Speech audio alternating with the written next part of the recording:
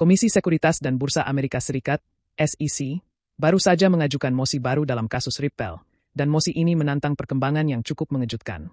Seorang pihak luar bernama Justin Wei ke NR baru-baru ini mengajukan permintaan darurat untuk menyampaikan apa yang ia sebut sebagai bukti penting yang mendukung Ripple.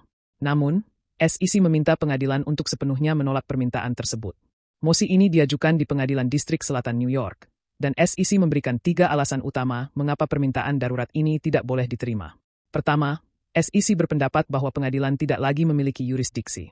Menurut mereka, kasus Ripple sudah berada dalam proses banding di Pengadilan Banding Sirkuit kedua, sehingga hanya pengadilan banding yang berwenang memutuskan mosi baru. Kedua, mereka menyatakan bahwa KNR tidak mengikuti prosedur yang benar. SEC mengklaim bahwa KNR gagal mengajukan permintaan resmi untuk campur tangan dalam kasus sebelum menyampaikan mosi daruratnya pada 3 April. Mereka menekankan bahwa aturan pengajuan dokumen itu penting, dan langkah tersebut tidak bisa dilewati begitu saja. Ketiga, SEC menegaskan bahwa permintaan darurat itu sebenarnya tidak diperlukan.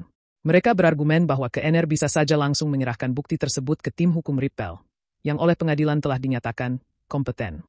Dengan kata lain, tidak perlu ada drama di ruang sidang. Pengacara Ripple bisa menilai sendiri apakah bukti itu berguna atau tidak. Lalu, bagaimana reaksi komunitas terhadap hal ini? Pendukung XRP, Dani, curiga bahwa ada sesuatu yang besar sedang terjadi di balik layar, apalagi mengingat sifat darurat dari permintaan ini. Sementara itu, pakar hukum Bill Morgan menunjukkan kontradiksi yang penting. Ripple sebelumnya mengatakan bahwa kedua pihak telah mencabut banding mereka, tapi SEC memberitahu Hakim Analisa Torres bahwa kasus ini masih dalam proses banding. Menurut Morgan, kasus ini mungkin sudah diselesaikan, tapi belum benar-benar berakhir. Kebingungan ini makin berkembang.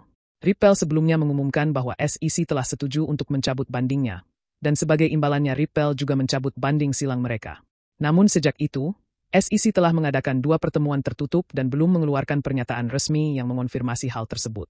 Jadi, pertanyaan yang tersisa adalah, apakah kasus Ripple benar-benar sudah selesai, atau justru ini hanya ketenangan sebelum badai berikutnya datang?